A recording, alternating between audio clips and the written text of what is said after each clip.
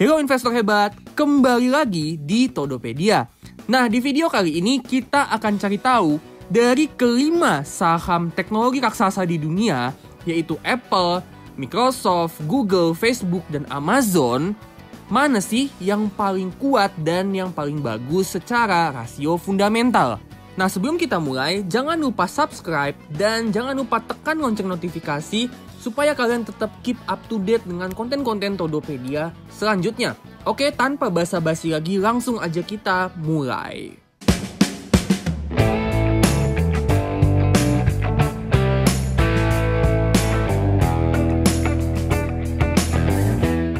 Oke, jadi cara menilainya tuh kayak gini.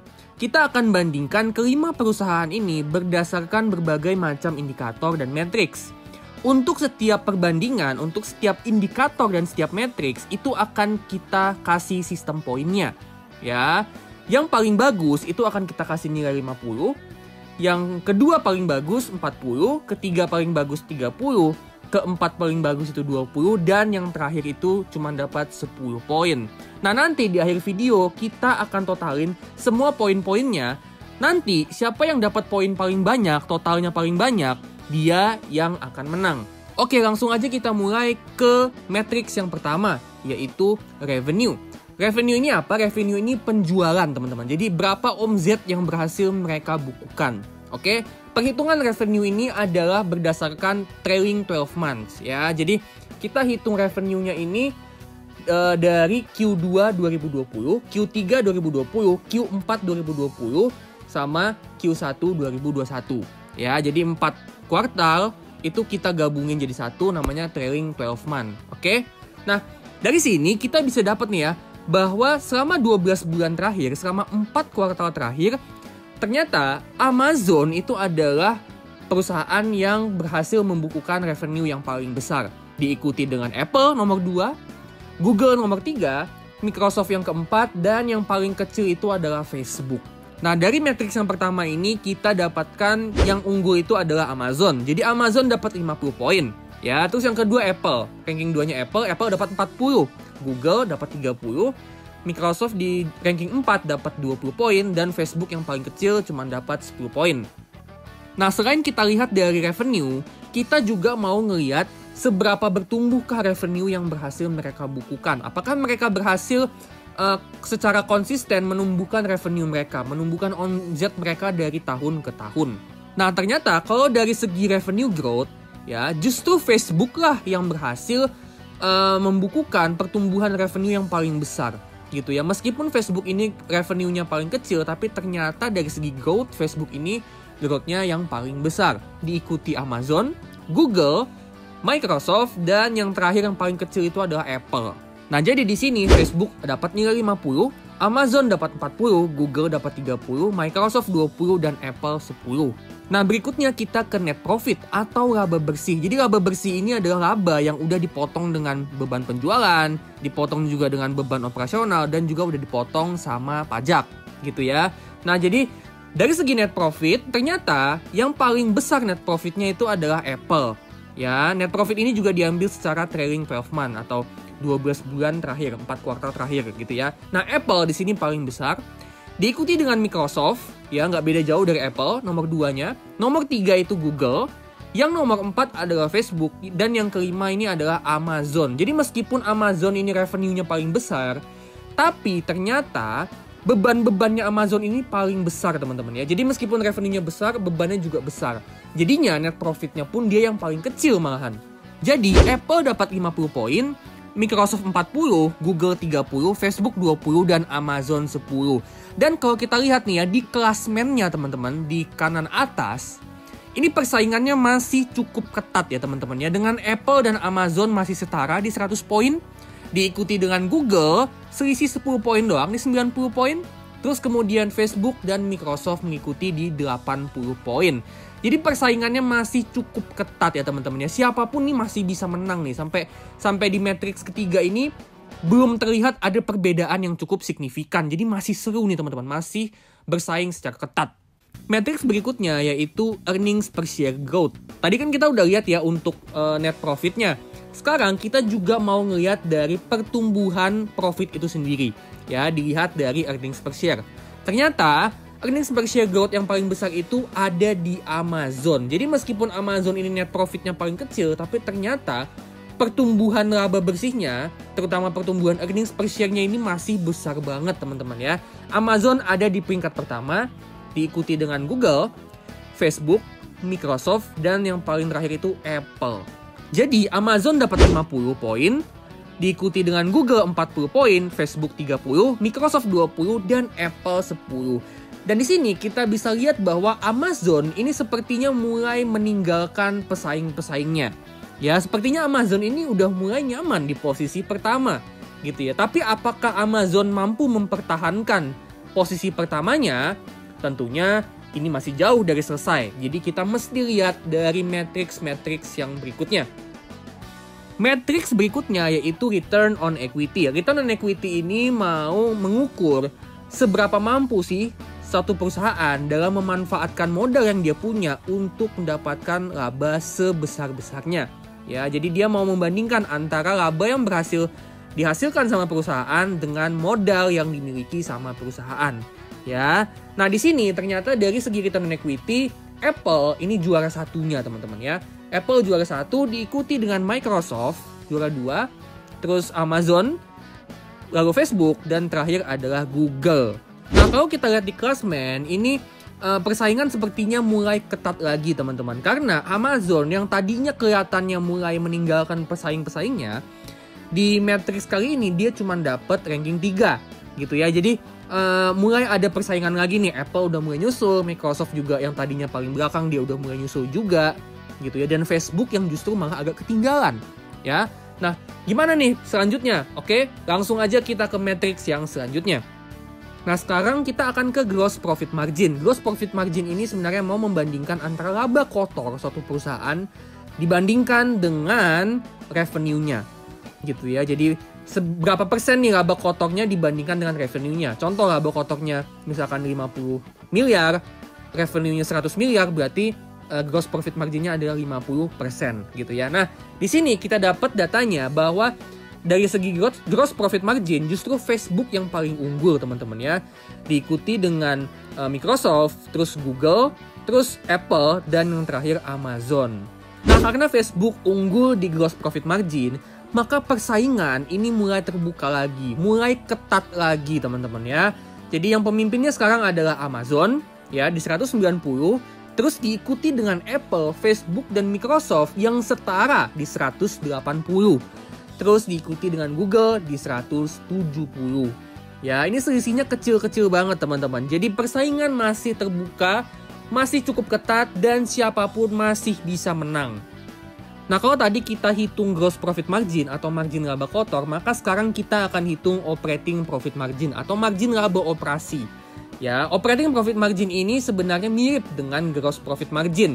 Ya, jadi dia mau ngeliat nih perbandingan antara laba operasi suatu perusahaan dibandingkan dengan revenue-nya gitu ya. Jadi kalau misalkan laba operasinya 20 miliar, terus revenue-nya 100 miliar, maka operating profit margin-nya adalah 20% ya. Nah, di sini kita lihat bahwa Facebook lagi-lagi unggul, teman-teman. Facebook lagi-lagi ada di peringkat pertama dengan 40,4%, diikuti dengan Microsoft 34,2%, Google 25,2%, Apple 22,8%, dan yang paling kecil ini adalah Amazon di 6,6%. Nah, sekarang kita lihat update klasmennya. Nah, Facebook yang tadinya sempat ada di paling belakang, sekarang malah dia yang mimpin, teman-teman. Dia yang mimpin klasmennya dengan 230 poin, diikuti dengan Microsoft 220, kemudian Amazon, Google, dan Apple juga mengikuti di 200 poin. Sampai di sini masih belum kelihatan nih teman-teman siapa yang akan menang. Masih cukup ketat dan siapapun masih punya kans yang besar untuk menang. Next kita ke net profit margin atau margin laba bersih. Jadi margin laba bersih ini sebenarnya mirip konsepnya dengan operating profit margin gitu ya. Jadi dia mau membandingkan antara laba bersih dengan revenue-nya atau penjualan. Ya, nah di sini Facebook dan Microsoft ini beda tipis, tapi Facebook lebih unggul. Facebook ada di peringkat pertama, Microsoft peringkat kedua, kemudian Google di peringkat ketiga, Apple peringkat keempat, dan Amazon paling kecil di peringkat kelima. Dan ini menjelaskan teman-teman kenapa Amazon itu tadi revenue-nya besar banget, tapi net profit-nya kecil banget. Ya, karena net profit margin-nya juga kecil banget nih. Ya, dan ini menjelaskan bahwa Amazon itu dari segi expense, dari segi beban, dari segi pengeluarannya ini paling besar dari antara kelima saham teknologi raksasa ini. Dan di sini di update Classman kita bisa lihat bahwa Facebook ini masih terus memimpin. Dan sepertinya Facebook ini mulai meninggalkan pesaing-pesaingnya. Ya, tapi meskipun begitu, Microsoft ini masih menguntit teman-teman ya. Masih belum jauh di belakangnya Facebook gitu ya. Diikuti dengan Google, Apple, dan Amazon. Nah, matriks berikutnya yaitu adalah cash dan cash equivalent. Ya, atau kalau bahasa Indonesianya kas dan setara kas. Jadi, di sini kita mau lihat seberapa besar sih uang cash yang dipegang sama masing-masing perusahaan gitu ya. Nah, di sini ternyata Google itu adalah yang paling unggul teman-teman ya. Google itu paling banyak cashnya, diikuti Microsoft, terus Amazon di nomor 3, Apple di nomor 4, dan yang paling kecil adalah Facebook. Dan kalau kita update Classman-nya, Microsoft ini udah nyalip Facebook. Ya, jadi Microsoft sekarang di peringkat pertama, Facebook nomor 2, Google nomor 3 di 280 yang nggak beda jauh nih. Google juga udah mulai ngejar. Terus kemudian Apple dan Amazon ini di 240. Ya, kelihatannya Apple dan Amazon ini sepertinya mulai ketinggalan teman-teman. Tapi tentunya nggak ada jaminan kalau Apple sama Amazon ini udah pasti kalah. Ya belum tentu ya, karena masih ada matriks dan indikator-indikator selanjutnya. Nah, selanjutnya kita mau lihat free cash flow growth atau pertumbuhan free cash flow. Nah, jadi free cash flow atau arus kas bebas ini adalah uang kas yang bisa dipakai untuk apapun gitu ya, termasuk ngembangin bisnisnya, bisnis si perusahaan ini lebih lagi gitu ya. Contohnya misalkan free cash flow ini bisa dipakai untuk akuisisi perusahaan lain, atau juga bisa dipakai untuk bayar dividen, bisa juga dipakai untuk bayar utang, sama bisa juga dipakai untuk buyback saham gitu ya. Nah, free cash flow ini penting karena free cash flow ini sebenarnya merupakan profit yang sesungguhnya gitu ya, profit yang sesungguhnya dari satu perusahaan gitu ya. Nah, di sini kita mau melihat nih seberapa bagus sih si perusahaan-perusahaan ini dalam menumbuhkan free cash flow-nya. Nah, ternyata dari segi pertumbuhan free cash flow, ternyata Amazon itu adalah yang paling besar dengan 27,8% rata-rata pertumbuhan free cash flow-nya. Terus diikuti dengan Facebook, Microsoft, Google, dan paling kecil itu Apple.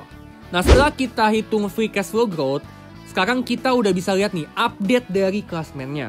Nah, di sini Microsoft sama Facebook ini mereka bersaing untuk jadi yang nomor 1. Ya, jadi mereka poinnya sama nih 330. Terus Google mengikuti di 300, Amazon 290, dan Apple ini sepertinya Apple udah mulai ketinggalan teman-teman di 250.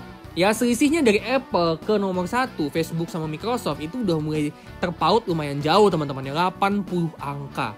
Ya, gimana nih nasib Apple ke depannya? Dan gimana nasib yang nomor 1? Siapa nih yang berhasil merebut posisi pertama? Nah, kita lihat nih ya, metrik yang selanjutnya. Nah, berikutnya kita ke debt to equity ratio. Ya, jadi sekarang kita mulai mengukur nih kesehatan keuangan dari setiap perusahaan ini, gitu ya. Nah, debt to equity ratio ini mau bilang seberapa besar sih utang yang dipunyai si perusahaan dibandingkan dengan modal bersihnya, gitu ya. Nah, tentunya semakin kecil utangnya semakin bagus, gitu ya. Jadi semakin kecil rasionya, semakin kecil persennya itu semakin bagus. Nah, ternyata di sini kita bisa dapat bahwa Google itu debt to equity-nya paling kecil. Yang artinya utangnya Google dibandingkan dengan modalnya itu rasionya paling kecil teman-teman. Cuman 6,2%. Ya, ini tentunya bagus banget ya, di bawah 2 digit gitu ya. Cuman 1 digit doang, ini artinya bagus banget. Nah, diikuti dengan Facebook 7,5%. Kemudian Amazon 30,8%, Microsoft di peringkat 4 dengan 54,2%. Terakhir Apple yang paling besar 175,8%. Ya. Nah, Apple ini sebenarnya agak lampu kuning teman-teman ya. Kenapa? Karena di atas 100% artinya utangnya itu lebih besar daripada modal bersihnya. Nah, jadi sebenarnya ini lampu kuning ya untuk Apple gitu ya. Utangnya lumayan besar nih. Nah sekarang kalau kita lihat update klasmennya, ini Facebook kembali jadi pimpinan klasmen dengan 370 poin, diikuti dengan Microsoft dan Google yang setara di 350 poin. Terus Amazon mengikuti di 320 poin dan Apple yang semakin ketinggalan di 260 poin. Ya, ada apa nih dengan Apple? Masih adakah harapan Apple bisa nyusul pesaing-pesaingnya? Ya, tentu aja jawabannya baru akan kita ketahui di metrik-metrik selanjutnya. Metrik berikutnya adalah current ratio. Nah, current ratio ini mau membandingkan antara aset lancar atau aset yang bisa dicairkan sewaktu-waktu dengan liabilitas jangka pendek. Gitu ya. Jadi, dia mau menilai likuiditas dari perusahaan ini. Kalau misalkan sewaktu-waktu liabilitas jangka pendek ini harus dibayarkan, apakah dia bisa segera membayarkan liabilitas jangka pendek ini, terutama dengan aset lancarnya? Gitu ya, seberapa cepat sih aset lancarnya ini bisa dicairkan untuk membayar liabilitas jangka pendeknya ya. Nah, sebenarnya untuk current ratio itu bagusnya di atas 100%. Tapi alangkah lebih bagusnya lagi kalau dia di atas 200%. Nah, ternyata Facebook ini cukup jauh dibandingkan yang lain ya. Current ratio-nya Facebook ada di angka 608% ya, yang artinya teman-teman, aset lancarnya Facebook itu adalah 6 kali lipat dari liabilitas jangka pendeknya Facebook gitu. Jadi sewaktu-waktu Facebook misalkan harus bayar liabilitas jangka pendeknya, ya dia bisa dengan mudahnya pakai aset lancarnya tanpa harus kehilangan banyak uang gitu ya. Nah, Facebook ada di peringkat pertama. Nah, kedua diikuti dengan Google 310%, kemudian Microsoft 229%, Apple di 114%, dan Amazon 105%. Dengan keunggulan Facebook di current ratio, maka sekarang Facebook semakin mantap ada di pimpinan klasmen dengan 420 poin. Nah, tapi meskipun begitu, Google sama Microsoft ini belum terlalu jauh. Mereka masih bisa keep up dengan Facebook. Nah, tapi Amazon dan Apple sepertinya mereka udah mulai semakin jauh ketinggalan di belakang gitu ya. Nah, siapa nih sekarang yang bisa unggul lagi ke depannya? Apakah Google dan Microsoft bisa nyusul Facebook? Atau apakah Apple sama Amazon bisa comeback? Nah, kita lihat lagi di rasio-rasio sama metrik-metrik berikutnya. Kalau tadi current ratio itu bicara soal seberapa besar sih aset lancar dibandingkan dengan liabilitas jangka pendek, maka sekarang cash ratio ini mau bicara soal seberapa besar kas dan setara kasnya si perusahaan dibandingkan dengan liabilitas jangka pendek.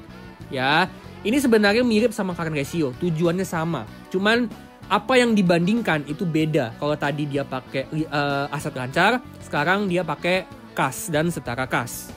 Nah, di sini Facebook lagi-lagi unggul dari yang lain, diikuti dengan Google, Microsoft, Amazon, dan Apple. Karena Facebook lagi-lagi unggul, maka Facebook ini semakin mantap ada di puncak klasmen dengan 470 poin. Ya, Facebook ini makin jauh meninggalkan pesaing-pesaingnya.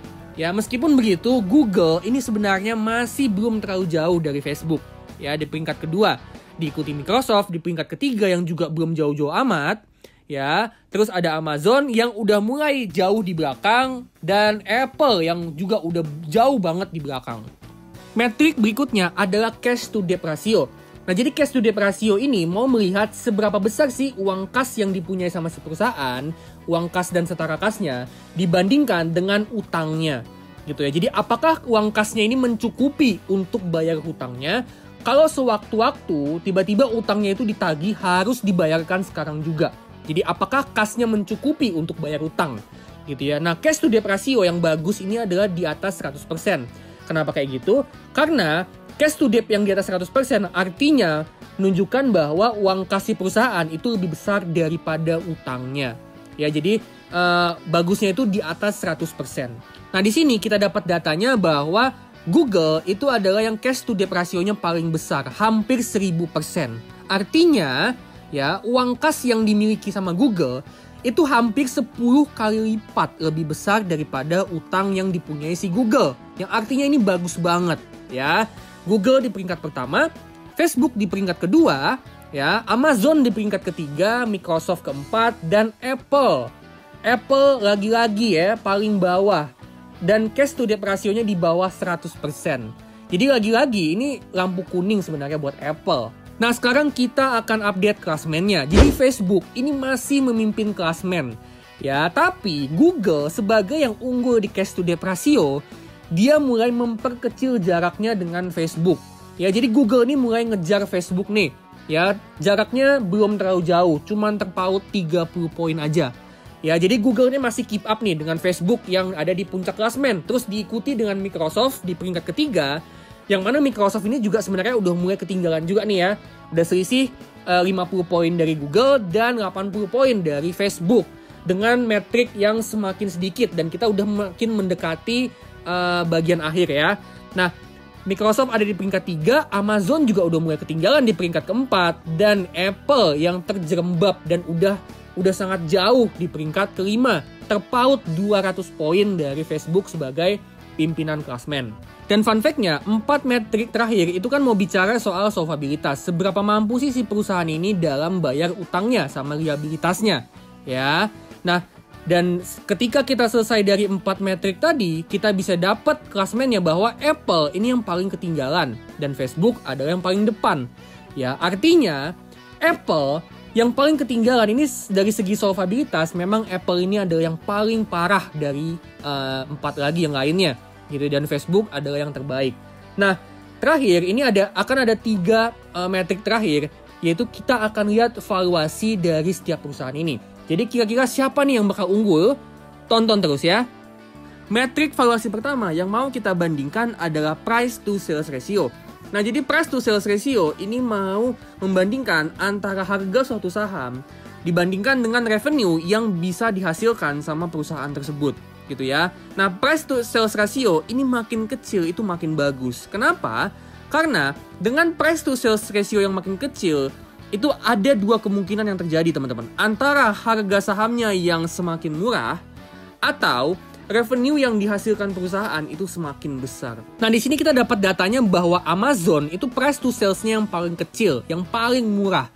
Ya, kenapa kayak gitu? Karena memang sales-nya atau revenue-nya tadi di awal video, ya kan, kita udah bandingkan revenue-nya memang Amazon ini yang paling besar. Makanya wajar kalau price to sales-nya Amazon ini yang paling kecil, gitu ya. Amazon yang peringkat pertama, terus Google mengikuti di peringkat kedua, Apple di peringkat ketiga, Google peringkat keempat, dan Microsoft yang paling mahal di peringkat kelima. Nah, sekarang kita lihat update klasmennya. Facebook ini masih jadi pimpinan klasmen dengan 530 poin. Tapi Google ini cuman terpaut 10 poin di belakang, di 520 poin. Jadi Google ini udah semakin dekat ke Facebook dan Google ini masih terus ngejar Facebook.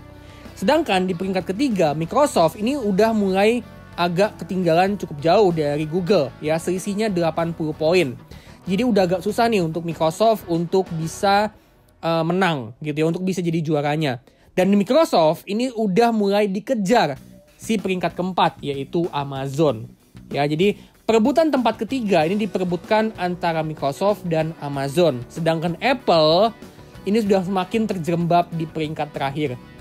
Berikutnya kita ke price to earning ratio. Price to earning ratio ini mau membandingkan antara harga sahamnya dibandingkan dengan berapa laba bersih yang bisa mereka hasilkan. Ya, price to earning ratio ini konsepnya juga mirip dengan price to sales, yaitu semakin kecil semakin murah, dan semakin murah artinya semakin bagus. Nah, di sini kita dapat datanya bahwa Google ini adalah yang paling murah, ya, 15,8 kali, diikuti dengan Facebook 23,5 kali, Microsoft 34,6 kali, Apple di 36,1 kali, dan yang paling mahal adalah Amazon di 62,7 kali. Ya. Nah, Amazon ini memang selalu yang paling mahal dari yang lainnya. Dan memang terlihat ya tadi ketika kita lihat laba bersihnya atau net profit, itu Amazon yang paling kecil. Makanya wajar kalau Amazon ini dihargai di price to earning ratio yang lebih mahal. Nah, kita udah semakin dekat dengan garis finish, teman-teman ya, dengan 1 metrik lagi yang akan kita bandingkan. Dan di sini kita update klasmennya ya. Jadi Facebook dan Google ini menarik, teman-teman ya. Facebook dan Google ini poinnya setara. Dengan 1 metrik lagi, poin mereka setara. Ya, jadi satu metrik terakhir ini tentunya akan jadi penentu siapa yang akan jadi juaranya. Sedangkan di peringkat ketiga ada Microsoft, peringkat keempat ada Amazon, dan yang bisa dipastikan akan ada di peringkat terakhir adalah Apple. Ya, jadi yang masih terbuka, yang masih persaingannya masih terbuka, itu adalah peringkat pertama dan kedua. Terus persaingan untuk memperebutkan peringkat ketiga antara Microsoft dengan Amazon.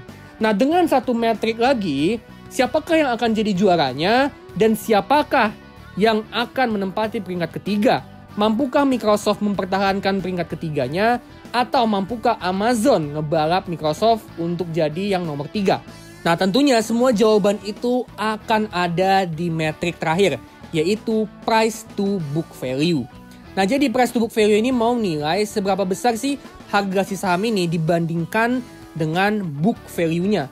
Gitu ya. Book value itu apa? Sebenarnya book value itu sama aja dengan equity atau modal bersih si perusahaan. Sama dengan metrik valuasi yang lain, price to book value ini semakin kecil artinya semakin murah, dan semakin murah artinya semakin bagus. Dan di sini Google, untuk price to book value-nya Google ini lebih kecil daripada Facebook. Ya, sedangkan di peringkat ketiga itu ada Microsoft, peringkat keempat adalah Amazon, dan peringkat kelima yang paling besar itu adalah Apple. Dan di sini kita akhirnya dapat siapa yang jadi juaranya, yaitu Google dengan perolehan 620 poin. Juara duanya Facebook, cuman terpaut 10 poin doang di 610 poin. Terus ranking 3 adalah Microsoft 500 poin, diikuti peringkat keempat Amazon 460 poin, dan terakhir paling bawah itu Apple dengan 360 poin. Jadi di sini kita dapat kesimpulan bahwa Google ini secara rasio keuangan, Google memang yang paling unggul dari Facebook, Microsoft, Amazon, dan Apple. Selain kesimpulan secara umum akan siapa yang paling unggul, siapa yang menang, sebenarnya di sini kita juga dapat kesimpulan spesifik untuk masing-masing perusahaan. Untuk Apple, di sini kita dapat kesimpulannya bahwa Apple ini sebenarnya perusahaan yang sangat-sangat profitable. Gitu ya, itu kelebihannya Apple. Nah, tapi sisi buruknya Apple itu adalah solvabilitasnya yang buruk banget. Ya, dia punya utang gede, cash to debt rasionya kecil, cash rasionya kecil, current rasionya juga kecil. Gitu ya. Jadi meskipun Apple ini super duper profitable, tapi dia punya tingkat solvabilitas yang kurang bagus. Terus untuk Amazon ini dia mampu mencetak revenue yang luar biasa besarnya. Ya, keuangannya juga cukup sehat dan stabil. Oke, nah tapi kelemahannya adalah pengeluarannya Amazon itu terlalu besar. Jadinya net profitnya pun jadinya kecil, teman-teman. Jadinya juga mengakibatkan price to earning ratio-nya Amazon ini juga mahal. Sedangkan untuk Google dan Facebook, mereka punya plus minus yang kurang lebih sama. Ya, yang pertama mereka sama-sama hampir nggak ada utang. Utangnya itu kecil banget dan jumlah kas dan aset rancangnya mereka itu jauh lebih besar daripada liabilitas dan utangnya mereka. Oke, terus yang kedua mereka punya tingkat growth yang tinggi. Oke, labanya itu growth-nya itu luar biasa cepatnya. Ya, nah selain itu mereka juga punya valuasi yang relatif lebih murah dibandingkan dengan Apple, Amazon, dan Microsoft. Oke, nah tapi mereka punya sisi negatif, mereka punya kekurangan, yaitu kurang profitable. Jadi baik dari segi revenue, dari segi net profit, maupun dari segi return on equity, Google dan Facebook ini mereka agak kurang dibandingkan dengan Apple, Amazon, dan Microsoft. Sedangkan yang terakhir yaitu Microsoft, kelebihan dari Microsoft ini adalah dia tuh cenderung stabil, teman-teman. Dia cenderung stabil dan cenderung lebih seimbang, lebih balance antara satu metrik dengan metrik lainnya. Dan sebenarnya dengan perbandingan-perbandingan yang tadi udah kita lakukan, sebenarnya dari semua metrik itu nggak ada satupun yang diungguli sama Microsoft, teman-teman. Ya, kalau kalian perhatiin lagi sebenarnya tadi tuh Microsoft itu nggak ada satupun dia menang. Ya, tapi meskipun begitu, dia itu cenderung konsisten ada di peringkat kedua dan peringkat ketiga. Coba deh kalian perhatiin lagi. Microsoft itu paling banyak kalau nggak di peringkat kedua ya peringkat ketiga. Ya, sesekali ada di peringkat keempat dan kelima juga. Gitu ya, tapi Microsoft ini sama sekali nggak ada di peringkat 1 dari tadi. gitu ya. Nah, ini menunjukkan bahwa Microsoft ini cenderung lebih stabil, lebih seimbang, dan lebih konsisten dibandingkan Apple, Amazon, Google, dan Facebook. Sedangkan kelemahan dari Microsoft itu adalah valuasinya yang cukup mahal. Oke teman-teman, itu dia adu kuat antara 5 saham teknologi raksasa dunia. Ya, dan kita dapat di sini bahwa Google adalah pemenangnya. Nah, tapi tentunya nggak ada jaminan kalau Google akan selalu jadi pemenangnya. Oke, teknologi itu benar-benar dinamis teman-teman ya. Dan kita nggak akan pernah tahu apa yang akan terjadi ke depannya sama kelima perusahaan teknologi raksasa dunia ini. Gitu ya, jadi apa yang mesti kita lakukan adalah kita tetap mesti kawal fundamental dari kelima saham ini. Kalau memang kita mau investasi di saham dari perusahaan 5 perusahaan teknologi terbesar dunia. Ya, kita tetap harus kawal fundamentalnya dan tetap harus kita update terus apa inovasi-inovasi yang terus mereka buat, apa produk-produk yang terus mereka ciptakan, dan apakah mereka masih bisa tetap relevan dengan perkembangan teknologi di planet bumi ini. Oke investor hebat, itu dia adu kuat antara 5 saham teknologi raksasa dunia. Ya, nah sebelum gue tutup, seperti biasa gue akan disclaimer on bahwa video ini sifatnya cuman analisa, cuman perbandingan, dan sama sekali bukan ajakan untuk jual dan beli. Ya, keputusan untuk jual maupun beli saham sepenuhnya di tangan kalian, dan gue nggak akan tanggung jawab atas segala kerugian yang kalian dapatkan di dunia pasar modal, termasuk saham, gitu ya. Nah, oke teman-teman, kalau gitu jangan lupa like, comment, and subscribe channel Todopedia karena masih banyak banget konten-konten keren yang masih akan gue bawakan ke depannya. Oke, kalau gitu gue pamitan dulu. Salam cuan, salam profit, dan salam Todopedia.